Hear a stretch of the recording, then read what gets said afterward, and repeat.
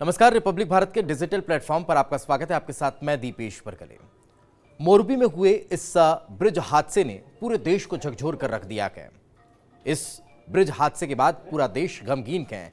पूरे देश भर में लोग उन मृतकों को श्रद्धांजलि अर्पित कर रहे हैं, उनके लिए दुआ कर रहे हैं। लेकिन प्रधानमंत्री नरेंद्र मोदी का मन भी बहुत ज्यादा व्यथित है। प्रधानमंत्री नरेंद्र मोदी ने भी श्रद्धांजलि अर्पित की और प्रधानमंत्री नरेंद्र मोदी वहां पहुंचकर घायलों से मुलाकात भी करने वाले हैं। मगर मोरबी हादसे के बाद प्रधानमंत्री के व्यथित होने का यह तो एक बड़ा कारण है ही कि इतने लोगों की एक साथ उस हादसे की वजह से जान चली गई, लोग काल के गाल में समा गए।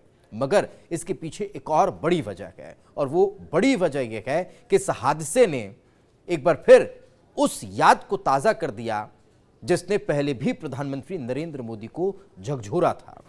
वो था 1979 का वक्त, जब जुलाई के महीने तक मोरबी में बहुत सामान्य स्थितियां थी, बारिश नहीं हो रही थी। लेकिन एकाएक अगस्त में इतनी बारिश हुई कि मोरबी की इस मच्छू नदी पर बना हुआ बांध टूट गया और पूरा मोरबी पानी में समा गया। कई दिनों तक मोरबी में व्यवस्थाएं मुहैया नहीं हो पाई। शासन प्रशासन बाढ़ और बारिश की वजह से पंगु बन चुका था। लेकिन संघ में रहते हुए, आरएसएस के पूर्णकालिक प्रचारक रहते हुए नरेंद्र मोदी वहां पर पहुंचे और उन्होंने वहां पर सेवा काम शुरू किया। एकाएक उस दौरान हुए उस सेवा काम के बाद उनका मोरबी से बहुत गहरा नाता हो गया। और एक और बात ये बहुत कम लोगों को पता होगी कि उस मोरबी के दौरे के बाद से ही प्रधानमंत्री, वर्तमान के प्रधानमंत्री, उस समय जब संघ में हुआ करते थे, संघ के स्वयंसेवक हुआ करते थे, उस मोरबी में सेवा काम के बाद उनका राजनीतिक सफर जो है वो शुरू हुआ। और यही कारण है कि मोरबी हादसे के 22 साल बाद गुजरात के मुख्यमंत्री के तौर पर उन्होंने कमान संभाली।